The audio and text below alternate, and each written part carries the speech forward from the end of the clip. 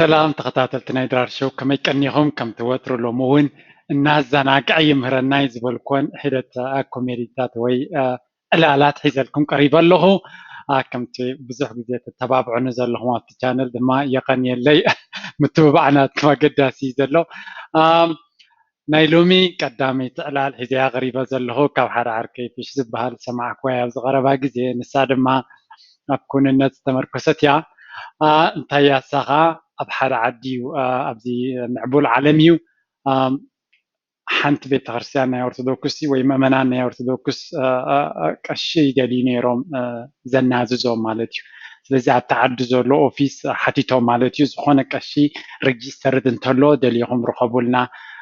ናይ ኑዛዜን ናይ ፀሎትን መስርሕ ክመርሓልና ዝኽእል ኢሎም ነቲ ኦርጋናይዜሽን ንምሻሎ እዚኦም ከም ካምፓኒ ንኣብነት ሰራሕተኛ እንተደልያሲ ከምዚ ዓይነት ስራሕ ዘለዎ ኣምፅኡልና ዝብሎም ትካላት ኣሎ ናብኦም ይሓቱ ማለት እዩ እቶም ትካል ድማ ደልዮም ደላልዮም ማለት እዩ ሓደ ቀሺ ይረኽቡ ማለት እዩ ረኺቦም ቴሌፎን ገይሮም ደዊሎም የዘራርብዎ ማለት እዩ እንታይ ይብልዎ ኣብ ከምዚ ቦታሲ ከምዚ ኢሎም ምእመናን ናይ ኦርቶዶክሳዊት ቤተክርስትያን ሓደ ካህን ስርዓት ናይ ኑዛዜ ከምኡ ናይ ኣስተምህሮ ነዛግ ሓፂር ግዜ ዝመርሓሎም ደልዮም ኣሎ ምክንያቱ ዝሰርሓሎም ካህን ጌሹ ስለ ዘሎ ንከምዚ ሰብ ደልዮም ነይሮም እሞ ኣብቲ ዴታቤስካ ንዓኻ ረኺብና እሞ ብኸመይ ክትተሓባበረና ትኽእል ይብሎ ብጣዕሚ ትቐሺ ድማ ኣዝዩ ህርኩትን ደላይ ስራሕኒ ነይሩ ስለዚ ፀገም የብሉን ዝዳደስ እናበለኒ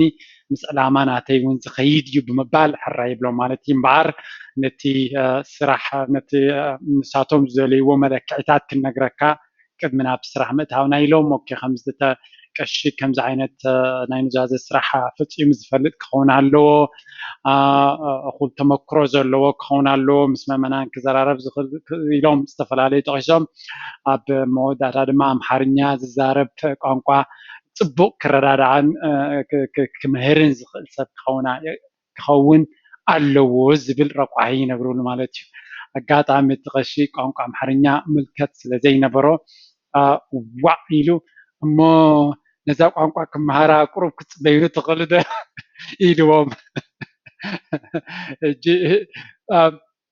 እታ ቀንዲ ተልእኾ ናይ ክትመሃራሲ ኣይትኽእልኒ ኢኻ ንሕጂ ዘድሊ ዘሎም ዘሎ እሞ ተርጓሚ ኸ ሒዘ ክመፅእ ክእል ዶ ኢሉ ካልኣይ ድማ ሓቲትዎም ንሱ እውን ኣይደለዩ ንዛዜስ ብትርጓመ ከመይ ገይሩ ክኸውን ብምባል ንዓውን ነፅጎሞ ማለት እዩ እታ ቀንዲ ትምህርቲ ነዛ ጆክ ኣነ ዝፈተኹላ እቲ ቀሺ ከምኡ ምባሉ ስስአን ኣብ ስርሑ ዘይኮነሲ ክሳብ ክንደይ ንክሰርሕ ተበግሶ ከም ዘሎ I love that ስራሕ ክንደሊ ከለና ኩሉ ግዜ እቶም ረቋሒታት ናይቶም ወሃብቲ ስራሕ ብምልኡ ከነማልኦ ኣይንኽእልን ኢና ንዑ ስለዘይነማልኦ ግን ኣፕላይ ካብ ምግባር ዓዲ ክንውዕል የብልናን ተረዲኩም ኣሎ ነቲ ልክዕ ንሳቶም ዝብሎ ብምልኡ ስለዘየማላናዮ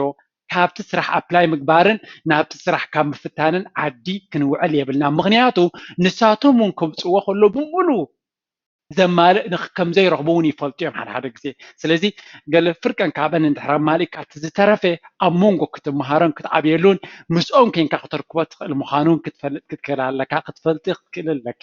ስለዚ ኩሉ ግዜ ልክዕ ከምዚ ቀሺ ዋላ እኳ እታ ስራሕ ናቱ ቁሩብትለይ ናይ ኑዛዜሲ ንሱ ቋንቋ ክሳብ ዝመሃሮ ምስ ኣባጅጎ ውዕል ዝፈፀመ ኣካል የለ ምክንያቱ ንኑዛዜ ክትፅበየሉ ትኽእል ነገር ኣይኮነን እቲ መስሓቂ ክፋል ናታ ሳይ ግን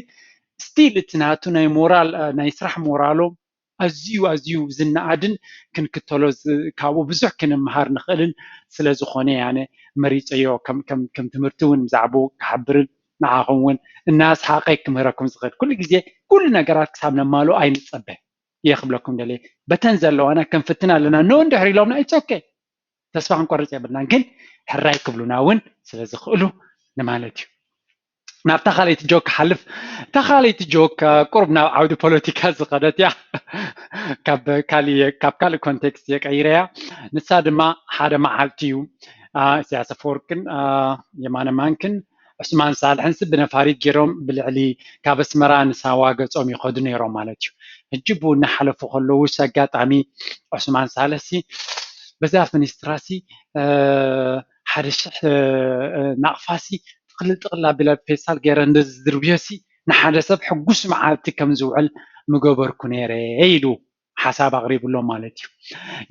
يمانا من قبل أنس نتاشحسي بب مئة جيرة نعسرت سبات بمئة جيرة ندز دربنا عسرت سبات محقوس كنيري يبل مالتي ስለዚህ ካብ እስማን ሳልሕ ቁሩብ ኣማዕብል ኣቢልዋ ማለት ኢና ተዓላል ንዓሰ ካብ ሓደ ሰብ ዘሐጉስ 10 ሰባት ክሐጉስ ይኽእል ኢሉ ነታ ዕላል የመቅራ ማለት እዩ ወይ ካብ ሞር ክሬቲቭ ይገብራ ማለት እዩ ኢሳያስ ድማ ኩሉ ግዜ ካብ ናይ ክልቲኦም ምክሪ ሰሚዑ ማለት እዩ ኣነ ከዓ ሽሕ ናቕፋ በብሓደ ቅርሺ ሽሕ በበይነን ብምድርባይ ንሽሕ ሰባት ሕጉስ ክሕጉስ መመረፅኩ ነይረ ይብሎም ማለት ስለዚ ካብ ክልቲኦም ንላዕሊ ንዝበዝሑ ሰባት ክሕጉስ ከም ዝኽእል ምክንያቱ እታ ሽሕ ብሓደ ጥቕልልቲ ወረቐት ማለት እዩ ጠቕሊሉ ብገመድ ኣሲሩ ተደርቢዋ ሓደ ሰብ ይረኺቡ ክሕጎስ ኣላ እታ ናይ የማነ ማንክ ግን መሚእቲ እንደዝድርቢ ነይሩ 10 ሰባት መሚእቲ ተረኺቦም 10 ሰባት ክሕጎሱላ ይኽእሉ ማለት እዩ እታ ናይ ኢሳያስ ከዓ ቀቅርሺ ናደርበየን ተኸይዱ ቅቅርሺ ድማ ሽሕ ከምኡ ተደርቢዩ ማለት እዩ ሽሕ ሰባት ተረኺቦማ ሽሕ ሰባት ክሕጎሱ ይኽእሉ ካብ ዝብል ሓሳብ ዝነቐለይ ስለዚ ብዙሕ ክሕጉስ ዝኽእል ሓሳብ ምዃኑ እዩ ክገልጽ ፈቲኑ ኢሳያስ ማለት እዩ እቲ ፓይሎትን ብፃዩን ድማ ነቲ ዕላል ይሰምዕዎ ነይሮም ማለት እዩ ስለዚ እቲ ፓይሎት ድማ ነቲ መዓፅዖ ዕፅው ኣቢሉ እንታይ እስኪልዎ ነቲ ዓርኩ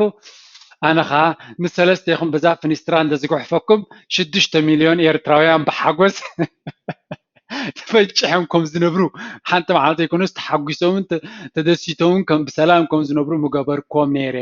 ኢሉ ነቲ ዓርኩ ነጊርዎ ማለት እዩ ሕጂ ብርግፅ ንሕና ንሽሕ ሰባት ወይ ን10 ሰባት ወይ ንሓደ ሰብ ዝሕጉስ ኣይኮነን ዘድልየና ዘሎ ብምልኦም ተኣልዮም ብምሉእ ህዝቢ ኤርትራ ብሓጎስን ብደስታን ብፍቅርን ብሰላምን ብፍትሕን ዝነብረሉ ለውጢ ኢና ንደሊ ዘለና ምክንያቱ ንሒደት ዝጠቅም ለውጢ ኩሉ ግዜ ንኻልኦት ስለ ዝጎዲ ዘሎ ጥቕሚ የብሉን ንሕና እውን ኣብቲ ንቃለሰሉ ዘለና ኣብ ዝኾነ ይኹን ክፋል ናይ ደንበ ፍትሒ እንተለና ወይ ንፍትሒ ንቃለስ ሰባት ግለሰባት ተኾይንና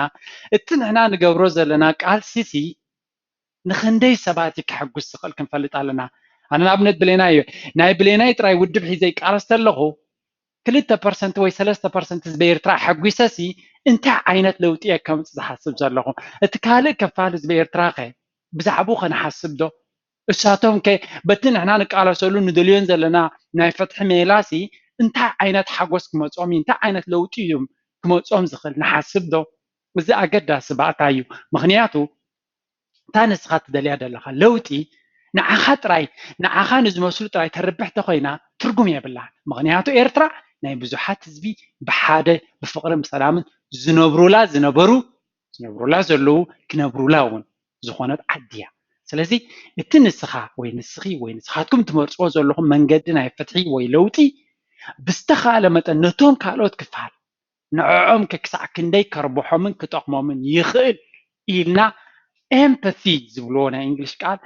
ብናቶም ኣተሓሳስባ ንዕዖም ክከርብሖም ዝኽእል ንዓኻ ዝጠዕመካ ክኸውን ይኽእል ግን ንዕዖም ብርግፅ እንተዘይጠቕሞምን ዝጎጥኦም ክኸውን የብሉን እዚ ዓይነት ኣተሓሳስባ ከነማዕብል ክንክእል ኣለና ናተይ ንሕና ዝበልናዮ ዘይኮነስ ንኩልና ዘማእክል ንኩሉ ዘሐጉስ መንገዲ የለን እዚኣ ክንፈልጥ ክንክእል ኣለና ንኩሉ ሰብ ከተሐጉስ ኣይትኽእልን ኢኻ this is not possible እዚኣ ክትርዳእና ኣለዋ ንኩሉ ዘሐጉስ ዓይነት ፖለቲካል ሲስተም የለን እቲ ሕቶ ግን እቲ ንስኻ ትመርፆ መንገዲ ንኻልኦት ሰባት ጎዳኢ ክኸውን የብሉ ምናልባት ከይሕጉሶም ይኽእል እዩ it's okay ንዕዖም ግን ዝጎድእ ንመሰላቶም ናይ ምንባር ሕቶኦም ናይ ሃይማኖቶም ናይ ብሰላም ምንባሮም ሂወቶም ናይ መምርሖም ኣብ ዓዶም ናይ ምንባሮም መሰል ኣብ ምልክት ሕቶ ዝእቱ ክኸውን የብሉ እሳቶም እውን ሕጂ እቲ ንስኻ ትቃለሰሉ ዘለኻ ባይተ ንኣብነት ፋንዳሜንታል ራይትስ ክህልዎ ኣለዎ እንታይ እዩ ንስኻ ቅዋም ዘለዋ ሃገር ቅዋም ከዓ ንዓኻ ዝምችኣካ ንጥብታ ዝመልአ ዘይኮነስ ንኩሉ ሕብረተሰብ ከሳትፍ ዝኽእል ቅዋም ዘለዋ ሃገር ፍትሒ ዘለዋ ብቤት ፍርድን ብሕግን ትቕየት ሃገር ብፍትሓዊ ስርዓት ትመሓደር ብህዝቢ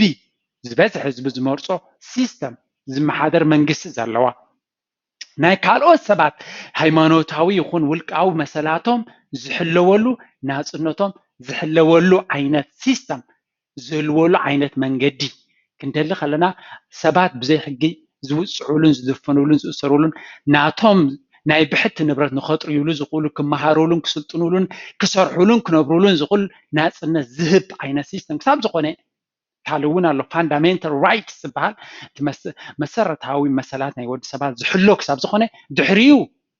كفل عليه خليتناتنا من قتات مرصو ديمقراطيك أوش ديمقراطي مستفل عليه ستايل صارلو إزاي تسوكي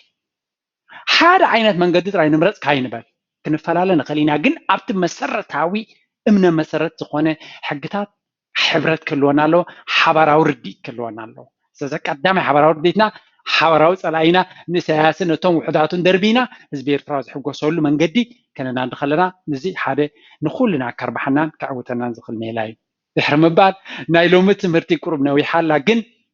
تمرتي نوح دا زربح تكون نوح نبزحات زربح من قدي بوليتيكاوي سيستم نخل مرد عبتدن بفتحون كم عينت نخل دلك نصعر إياه تتحساسبنا كم توترو عبد الشانل زي استفل عليه لزلوم سبصقا كيلاتات استفل عليه عودي كمهور زقولو كتخولو انتو لهم بليز I am happy to platform نخمية كفيتي زلوه بناتكم صراحكم مسرح ديو مسايكم صراحة تدخلوا ديوهم شودنا هنقبر كلا زلوكم please reach out to me صحفوا لي إيميل ناتي يالو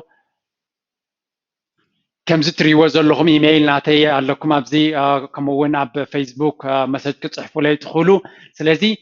تراقبوا مساي صحفوا لي بحد خوينا زبالة تسرح كنسرح له نحبر سبنا كنا نقعلو كنا عبيلو كنا سقلو كنا زناقعلو الناس زناقع كاغن ممهار love and learn يا ذا channel زيا درار شو love and learn الناس حقنا قوم نجر نمهارلو ويدما نات زناقعنا قوم نجر نمهارلو نسلطنلو تحاد channel جي درار channel نمهارلو زخا نات زناقعنا نعبيلو نسلطنلو أوان تاوز صلوا نقبرلو يمو نايلو متمرتاب سوديالا أبكالو تمرتك سام الرغب تحنكني ciao